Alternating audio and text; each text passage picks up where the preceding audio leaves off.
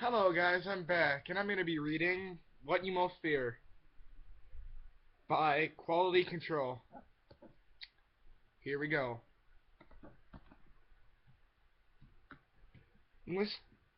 Life is full of ironies. It is just like a certain sort of person to appreciate. Many of them, this is, these are the kind of ironies that Lovecraft periodically wrote about. The irony of the person becoming what they fear the most. These are the kinds that are the most terrifying and the most delicious at the same time. But I'm getting ahead of myself. With any tale, it is always best to start from the beginning. I grew up in an average home, smack dab in the middle of suburbia, USA. Mom, dad, brother, sister, dog, and white picket fence. The whole 9 years, the only thing I was particular is the fact that I was suffered from nightmares. It wasn't the fact I had nightmares. That was different. Heck, it wasn't merely the fact that they were reoccurring nightmares. No, the bizarre thing was how long they reoccurred and how often I have the same nightmares to this day. They have never changed, and they are still exactly the same from childhood. In my In the dream, I start off by washing my face.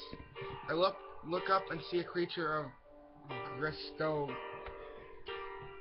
a creature, a creature, see a creature of grotesque form and features. This creature of my nightmares has no nose, well, the bone, but no flesh part of the nose, of a nose. The flesh of its face appears to have been shredded, burned, cured, healed, or scarred on many occasions. So much so that the face is almost unrecognizable. The hair, what little there is, looks mangy. The eyes of this being are a deep, never blinking blood red with some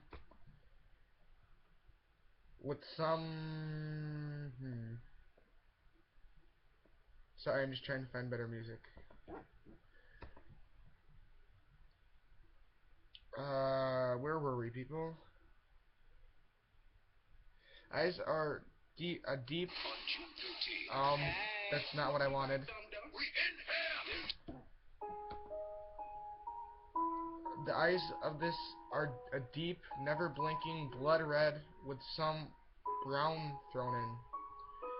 The creature looks at me, then seems to have an expression of disgust or terror of its own at that moment. It quickly reaches up and shatters into dozens of pieces. Seems like a fucked up dream. I just have to say myself. I start walking around, seeing that creature in the corner of my eye. I always look with the same look of combination of disgust and fear. In my sadness of seeing that thing, I gorge out my eyes, hopefully not to see it, but it doesn't help because then I'll hear screams of terror. I run and run, but it cannot be escaped. All I hear are screams. That is when I awaken from my sleep. The face of the creature is not only the thing that truly terrified me as a young child. I would wake up screaming for the initial month or so. My parents would run into the room and say the comforting, "Everything is gonna be okay." Heck, they tried to take me to a psychologist when I was 6, who said something about me being too young and possibly seeing a scary movie when I was little, and the trauma being struck in my subconscious, or some sort of stupid psychobabble. See, I know that isn't the case, because my parents don't watch or like any horror movies, and my brother and sisters are younger than me. Well, after the psychologist psychiatrist ordeal, I learned how to wake up from nightmares without screaming.